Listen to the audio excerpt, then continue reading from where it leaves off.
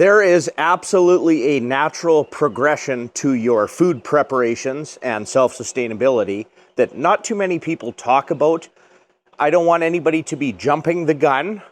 I want you to take it step by step. There's things that you do first before you do something like this. Like, for instance, maybe start with a simpler greenhouse before you go and build one of these. There's things that you want to store. There's things that you can produce yourself depending on where you live. And I just want to walk you through my 15 so years of preparation and this self-sufficient journey that I have been on. Mistakes that I have made. I hope it helps. So we just had global national news out, and I kind of made this display. They didn't use much of the footage, but I wanted to explain things of preparations, the back to the land movement, and I like to think that I'm at this age where I'm the transition between the two. So I am both a prepper and a self-sufficiency, back to the land movement type of guy. I don't pigeonhole myself, but this is an example of true resilience in your food preparations to protect yourself from everything, but also lead a healthier and better life. Now, there is stages to food preparations. You don't start out with the freeze dryer. First, you need to learn how to can and dehydrate things. You don't start out with a 3,000 square foot winter greenhouse. You start out with a hoop house, garden outside, and orchards. There are certain things that you store, like freeze-dried food. So this is freeze-dried hummus that we make here. This is freeze-dried granola and apple MRE. This is breakfast MRE with Saskatoon berries. And here's a mixed fruit medley of freeze-dried fruit.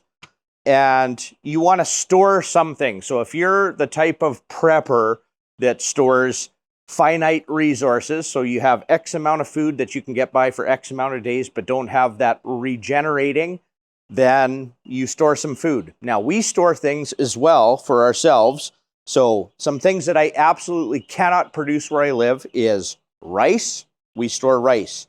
These are non-perishable goods. Wheat berries, rice. Some of these things last 100 years. We store some things in mason jars for temporary use. Now, the self-sufficiency back to the land movement people would be like, I love using glass, it's renewable. Well, you still need disposable lids and things. And then I store mylar for our own use and store things in mylar with oxygen absorbers, various types of food preparation things. So before you get a freeze dryer, you better have a bunch of rice stored. You better have a bunch of cocoa stored. You better have a bunch of, this is organic lemon pepper stored. You better have a bunch of coffee stored, black pepper, things that you know are imported and you cannot produce here, and also tropical fruits. So this was the invention of our freeze-dried smoothies. So this is our tropical smoothie, and it's essentially freeze-dried fruit powdered, no other ingredients, so you make a smoothie. Now, just to clarify, we don't make these here. We invented them here. It's too expensive to do, so we do it it's fruit from around the world, freeze-dried overseas in massive facilities that have all of the certifications and things. Import that into Canada, and then we provide that to Canadians for the best price, right? But there are some things we do for ourselves. Maybe there's businesses that I could start, and that's another progression of preparedness. I've been doing this so long. Some of these things turn into businesses, both on the homestead for our local food and freeze-dried food companies and things like this.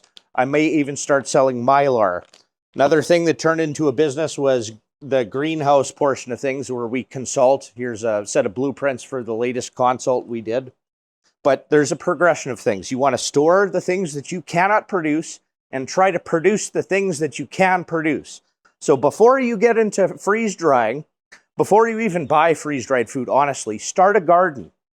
This is where food comes from, right? This is a plant, and it produces food, okay? After you start a garden, maybe consider perennial outdoor orchards. So in my climate, just to clarify, I'm in the center of Canada, so we can grow things outside like sour, smaller fruits, like these sour cherries, for instance. So this is some of our canning. We don't need a greenhouse or an expensive freeze dryer. and things for some of this stuff. We have dirt outside. We can grow certain things outside.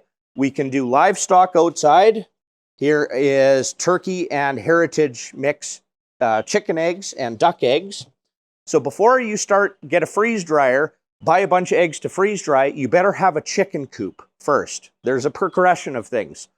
Before you have a hoop house, a cheap hoop house, you better have a garden outside. Before you do a massive greenhouse with tropical fruit trees, here's some bananas we harvested yesterday and a fresh Meyer lemon that we cannot grow in Saskatchewan, but I can in the greenhouse. You better be growing sour cherries, grapes outside. Figs we do in the greenhouse, but in British Columbia, you can do figs outside. Grape jelly, red currant jelly, things like this, and perennial crops. Rhubarb. This is a rhubarb preserve that we do. Now, we started with a small chicken coop, just getting enough eggs for ourselves, not selling any. Now, when you get to the point where you're so prepared, we have freeze-dried powdered eggs stored. I have no use for those because I'm such a producer of eggs now, and that turns into a business as well. So I want to produce more than I consume. And honestly, instead of freeze-dried eggs, there's certain things you can't have an egg over easy or sunny side up, but you can make scrambled eggs with that and use it in your cooking. But because daily I've got eggs coming out my ears, I don't really have a use for freeze-dried eggs. So I don't freeze-dry eggs anymore for myself because I am an egg producer. I will store feed like organic grains and stuff that we do for our chickens. I hatch my own chicks, and that turned into a business. So I actually make money on the homestead as part of this process. But again, don't be overwhelmed with some of this stuff. I've been at it for 15 years, okay? You literally get to the point where you are making your own medicines. This is a freeze-dried garlic capsule. But again, before you get a freeze dryer, you don't need that. You can get a dehydrator and some kitchen equipment. This is a tallow body butter my wife makes, a rose face tallow. Some of it is infused with eucalyptus, a lot of things, but other herbs and things from outside and inside. Cosmetics, even parasite cleanses and medicines we do with our apothecary section, just more or less for us. This is even a bug spray we make for ourselves. We also make lip chap, or my wife does, toothpaste, deodorant, a lot of the things we need, and it's actually better, healthier. Money can't even buy that stuff because you do it yourself, and our life, again, is better because of it in every way, prepper or not. But that's kind of advanced. First, you start with your gardens, right? Save yourself some groceries and eat a little bit healthier. It's about health as well. Outdoor orchards, learn how to can, learn how to dehydrate instead of a $5,000 freeze dryer, which I hope that everybody can graduate to. You just need some minimal canning supplies and a cheap dehydrator like my Viver dehydrator that I got, which was like $300 instead of $5,000, right? So there's a whole variety of different people, and I like to be the person that does kind of everything and ties everything together. So I do orchards and gardens outside, and we do canning as well. When I first heard about freeze drying, I thought this is silly, some high-tech machine that's a huge energy consumer. But as I thought about it, okay, we know how to can. We even have wood cook stoves. That's how we started. We got simple dehydrators. I'd even like to make a solar dehydrator, right, for preparedness, right, on an ongoing basis, because our freeze dryer little machines that we have for ourselves and experiment with, I've had to replace pumps. They're expensive to run, a huge electrical consumer, but in quote unquote good times, we graduated to that and then can put some freeze-dried food away for extreme long-term storage in Mylar. But if, as a preparedness-minded person, if electricity is too expensive, we lose electricity, something like that, I still have the ability to go pick berries and can them very, very simply, right? So you start with that and graduate to freeze drying. You start with a garden outside, then you graduate to a simple hoop house frame. That's how we started. Our first greenhouse was like 12 by 20. It was like a garage port, and then eventually it blew away. but that extended our season maybe a week or two in the spring and a week or two in the fall, right? And we increased our climate zone. So after, okay, this works pretty good. Well, now I collected the resources. Now I do a specialized winter greenhouse, right? Now, if you're at that point, yeah, we do consulting if you need, but honestly, if you go through my old YouTube videos, that's enough information. You could do a small one, you could do a big one. We started out with a 8-foot by 12-foot chicken coop and made enough eggs for ourselves. Now we graduated to hundreds of chickens and 8 by 50 multiple chicken coops and a huge barn, right? We started with goats. Okay, you start with some small livestock. Actually, we started with rabbits, and then we got into goats. Then we kind of figured out what works best for us. Then we got into Dexter cattle. So now we have cattle that's for beef. When I finished the barn, we got a good genetics that's dairy system. So we can now make our own butter and cheese and cottage cheese and all our dairy, which is where currently at my stage, 15 years into this, is what we spend a lot of our groceries on, because we have fruits, vegetables, even tropical things like bananas now. But I like to store things, even though I produce 80% of the food groups, I still buy cashews.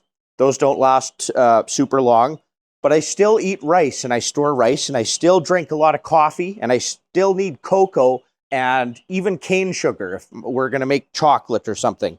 And this is a freeze-dried mango that goes into our smoothies. It's powdered up. I still store tropical fruits that can't feasibly be grown, even though occasionally I get beautiful bunches of bananas, hundreds of bananas, or 100 pounds of bananas a year or something. I still do that. Here's lemon pepper. I still store lemon pepper in Mylar. It's going to last a very, very long time. But I do grow Meyer lemons now, and I don't need as much lemon pepper. You know what I mean? So this is for me, a lifelong system. I'm not somebody in an apartment that's just storing freeze-dried food. I started with that in the city, and I put some food away. You get yourself a little bug out bag, maybe 3 days worth of food and water storage. And from there, you start a little garden. You learn how to do that. You still have your food storage, but you still want to be a producer. Now, then there's more progressions after that. You're producing for yourself to save yourself money. That's better than making money. You're going to eat healthier. You get to the point where I'm at, your farm grows to a point where it's making so much, or it's making enough income. I make so many eggs and I have beef cows and things, and it's just my wife and I. The next progression for me that I haven't even got to is hiring a farm hand so we can even better utilize the use of this prototype building that I did. We can expand the gardens outside, and instead of me shoveling chicken shit every once in a while and doing the daily chores, which takes my time away from some other important bigger picture things, we're excited to get our first farm hand that it kind of covers that.